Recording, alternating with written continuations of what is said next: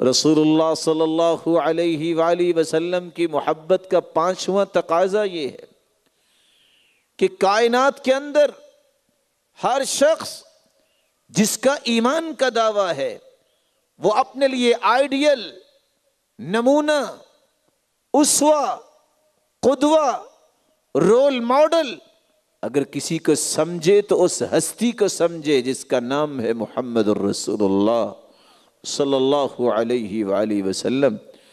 اور اسی بات کو اللہ عز و جلال نے بیان کیا ہے، لَقَدْ كَانَ لَكُمْ فِي رَسُولِ اللَّهِ أُسْوَةٌ حَسَنَةٌ لِمَنْ كَانَ يَرْجُو اللَّهَ وَالْيَوْمَ الْآخِرَ وَذَكَرَ اللَّهَ كَثِيرًا۔ پوری کائنات کے لیے اللہ تعالیٰ نے نمونہ بنایا ہے تو رسول اللہ صلی اللہ علیہ وسلم کو۔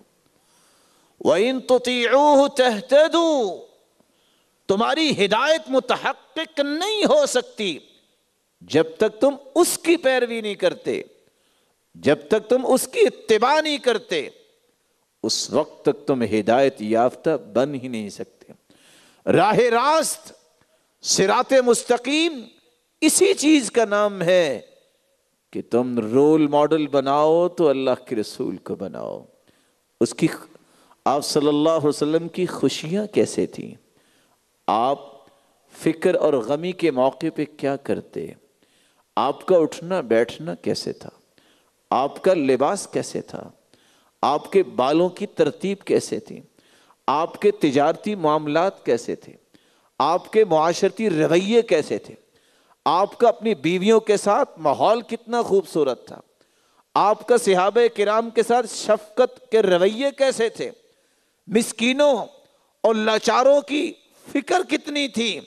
رسول اللہ صلی اللہ علیہ وآلہ وسلم کی زندگی کا ایک ایک رویہ، ایک ایک کارنر جب تک میری اور آپ کی زندگی کا آئیڈیل نہ بنے اس وقت تک سچی محبت ثابت نہیں ہوتی۔ آپ خوشی میں ہوتے، كَانَ إِذَا أَتَاهُ أَمْرٌ يَسُرُّ بِهِ خَرَّ سَاجِدًا لِلَّهِ، آپ کو جب خوشی آتی تو آپ کی زبان پہ ایک لفظ جاری ہو جاتا، الحمدللہ الذی بنعمتہ تتم الصالحات، اور ساتھ ہی اللہ کے سامنے سجدہ ریز ہو جاتے۔ كَانَ إِذَا حَزَبَهُ أَمْرٌ صَلَّى، آپ کو کوئی فکر لاحق ہوتا تو آپ واویلا نہیں کرتے تھے، آپ فوراً اللہ کے سامنے سجدہ ریز ہو جاتے، نماز کے لیے کھڑے ہو جاتے۔ آپ صلی اللہ علیہ وآلہ وسلم کی صحابہ کرام کے ساتھ شفقت دیکھیے۔ اللہ کے رسول صلی اللہ علیہ وسلم فرماتے ہیں، میرے صحابہ انتم قرشی وعیبتی، تم تو میرے جسم کا حصہ ہو، تم تو وہ ہو جن کو اللہ نے چن لیا ہے۔ آپ کے گھریلو معاملات کو دیکھیے، سیدہ عائشہ فرماتی ہیں ہم 9 بیویاں آپ کی خدمت تو کرتی تھیں، كَانَ فِي مَهْنَةِ أَهْلِي، لیکن لگتا یوں تھا کہ اللہ کے رسول ہماری خدمت کر رہے ہیں۔ آپ کا بچوں کے ساتھ رویہ کیا، کسی بچے کو دیکھتے آپ اس کے سر پہ پیار دیتے، آپ اس کی گالوں کو تھپتھپاتے، کسی کے کندھے کو تھپتھپاتے، برکت کی دعا کرتے۔ آپ صلی اللہ علیہ وسلم نے بچوں کے ساتھ کیا رویہ اختیار کیا؟ اگر نماز پڑھاتے وقت بچے کے رونے کی آواز آتی تو نماز کو تخفیف کے ساتھ پڑھاتے کہ ماں فتنے میں نہ پڑ جائے، رعایت کرتے۔ زندگی کا کوئی رویہ ایسا ہو، تجارت کا معاملہ ہو، کسی کو جھوٹ بولتا دیکھتے اس وقت تک اس سے کلام نہ کرتے جب تک اس سے توبہ نہ کروا لیتے۔ رسول اللہ صلی اللہ علیہ وآلہ وسلم کے چہرہ انور پہ اللہ تعالیٰ نے ان بالوں کو سجایا، اور آپ نے ایک نہیں 22 روایتیں ہیں اس بات کا حکم دیا، فَاعْفُ اللِّحَا، تم داڑھیوں کو معاف کر دو۔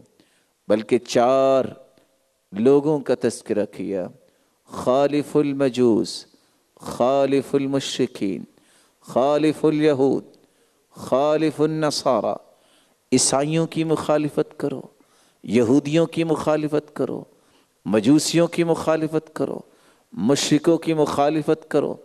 کیسے مخالفت ہوگی؟ فاعفوا اللحى، تم داڑھیوں کو معاف کرو۔ فإنهم لا يعفون اللحى، یہ لوگ ایسا نہیں کرتے۔ آپ صلی اللہ علیہ وسلم کے سر کے بالوں کی ترتیب دیکھیے۔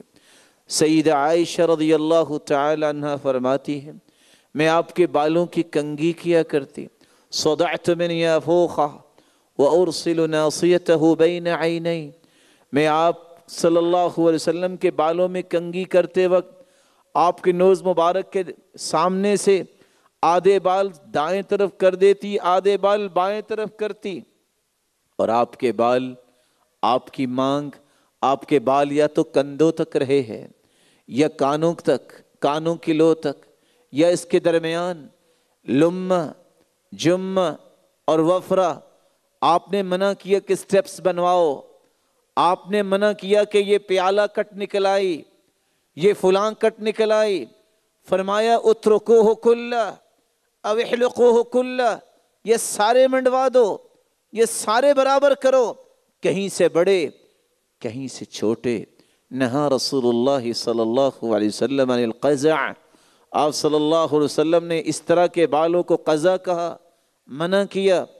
اور حدیث کے شارح لکھتے ہیں فَإِنَّهَا طَرِيقَةُ الْيَهُودِ، کیونکہ یہودیوں کا طریقہ ہے۔ رسول اللہ صلی اللہ علیہ وآلہ وسلم نے جس انداز سے زندگی گزاری، جب تک اس انداز سے میری زندگی نہیں بنے گی اس وقت تک میری سچی محبت ثابت نہیں ہو سکتی۔